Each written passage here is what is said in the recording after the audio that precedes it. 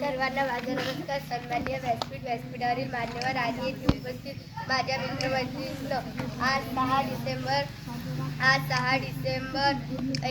Doctor Babasaheb Ambedkar यांच्या महापरिनिर्वाण दिनाबद्दल मी तुम्हाला 2 शब्द सांगणार आहे. ते तुम्ही शांततेने ऐकावे ही माझी नम्र विनंती.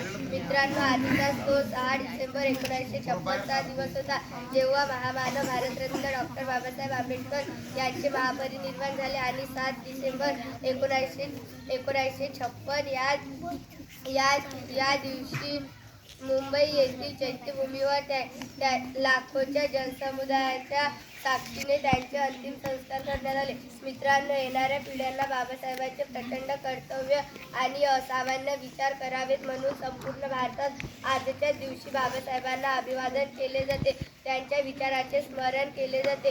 डॉक्टर बाबासाहेब आंबेडकर म्हणजे काळाच्या अविरत प्रवाहात जन्मलेले एक अलौकिक युगपुरुष, ज्यांनी आपल्या काळाच्या प्रवाहालाच कलाटणी दिली. एवढे बोलून मी माझे 2 शब्द थांबवते. जय भीम, जय संविधान.